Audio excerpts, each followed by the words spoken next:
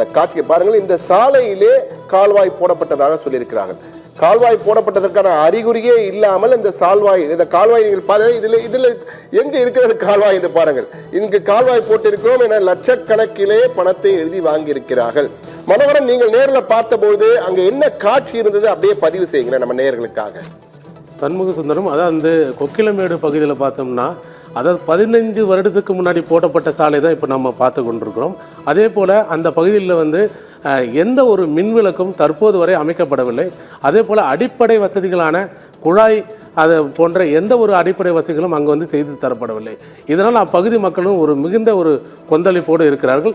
மேலும் இந்த ஊழல் உறுதி செய்யப்பட்டது தொடர்ந்து மாவட்ட நிர்வாகம் தலைவர் துணைத் தலைவருடைய அந்த செக் பவர் என சொல்லக்கூடிய அந்த அதிகாரத்தை முழுமையாக பறிக்கப்பட்டுள்ளது. தற்போது பிடிஓ கண்ட்ரோலில் மட்டுமே அந்த ஊராட்சி செயல்பட்டு வருகிறது. மேலும் இந்த பகுதியில் அடிப்படை தேவைகளை கிடைக்குமா என்ற ஒரு எதிர்பார்ப்பில் அந்த மக்கள் மிகவும் ஆவேசமாகவும் மிகுந்த மன உளைச்சலாகவும் அங்கே இருந்துட்டு வராங்க. அதே போல் இந்த நம்ம பார்க்குற அந்த காட்சியை பாருங்கள்.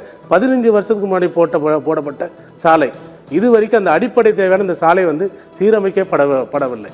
நிச்சயமா இதெல்லாம் பார்க்கும் பொழுது இது போன்ற கிராமங்கள் இன்னும் இருக்கிறது, இதுவரை ஏமாற்றி கொண்டிருக்கிறார்களோ என்ற ஒரு அச்ச உணர்வு நம்ம அனைவருக்குமே வருவதற்கு வாய்ப்பு இருக்கிறது. ஏன்னா எதிர்பார்ப்புகள் எல்லாம் பொய்யாக்கப்படுகின்றன இந்த காட்சிகளை பார்க்கும்போது கூறுகிறது. ஆனால் நிச்சயமாக இது தொடர்பான நேர்களை இது தொடர்பாக பல அதிகாரிகளுக்கு புகார் கொடுக்கப்பட்டிருக்கிறது. இதிலே மிக குறிப்பிடத்தக்க அம்சம் என்னவென்றால், இந்த ஊழல் தொடர்பாக ஊர் பொதுமக்கள் சென்னை உயர்நீதிமன்றத்திலே வழக்கு தொடுக்கிறார்கள்.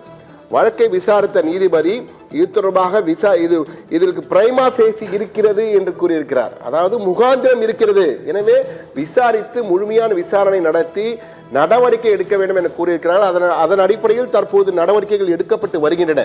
விரைவில் தவறு செய்தவர்கள் நிச்சயமாக கம்பி எண்ணுவார்கள், அதில் மாற்று கருத்தே இல்லை. தவறு செய்தவர்கள் நிச்சயம் கம்பி எண்ணுவார்கள், அதில் மாற்று கருத்து இல்லை. ஆனால் மிகப்பெரிய ஊழல் இது. இந்த கால்வாய் கட்டாமலேயே கட்டியது. ஏற்கனவே தமிழகத்திலே ஊர் இல்லாமலேயே ரோடு போட்டது, ரோடு இல்லாமலேயே தார்கள் போட்டது போன்ற தார் சாலை போட்டோம் என்றாக அந்த சாலையே இருக்காது அங்கு. அதெல்லாம் நடந்து நாம் கேள்விப்பட்டிருக்கிறோம் முன்பு. தற்போது கால்வாய் போடுகிறோம் என்று கால்வாய் கட்டாமல், அதுவும் ஒரே நாளில் என்ன சாதனை ஊழல் கூட சொல்லலாம், என்ன சாதனை செய்யலாம். ஒரே நாளில் இந்த கால்வாயை போட்டிருக்காங்க. 4127 பேர் இந்த சின்ன கிராமத்தில் வேலை செய்திருக்கான கணக்கு காட்டியிருக்கிறார்கள். அதெல்லாம் நம்பக்கூடியதாக இல்லை, அந்த அளவுக்கு ஊழல் நடைபெற்றிருக்கிறது இதிலே. ஆனால் அது மட்டுமல்ல, இந்த ஊராட்சிக்கு மற்றும் ஒரு சிறப்பம்சம் இருக்கிறது. என்ன சிறப்பம்சம்? அதாவது சுதந்திர தினம், குடியரசு தினம், ஊராட்சி மன்ற கூட்டம் இதெல்லாம் நடைபெறும் அல்லவா? இதிலே சாக்லேட் கொடுத்தது, மிக்சர் கொடுத்தது என்ற வகையிலே கிட்டத்தட்ட 1 கோடி செலவு செய்திருக்கிறார்கள். 4 ஆண்டுகளில் 1 கோடி ரூபாய்க்கு மிக்சரும் சாக்லேட்டும் சாப்பிட்டிருக்கிறார்கள் என்று கூறும்பொழுது நிச்சயமாக நகைச்சுவையாக மட்டுமல்ல, கோபம் வருகிறது. மக்கள் பணத்தை எப்படியெல்லாம் சுரண்டி இருக்கிறார்கள் பாருங்கள். 1 கோடி ரூபாய்க்கு மிக்சரும் சாக்லேட்டும் வாங்கி கொடுத்தோம்.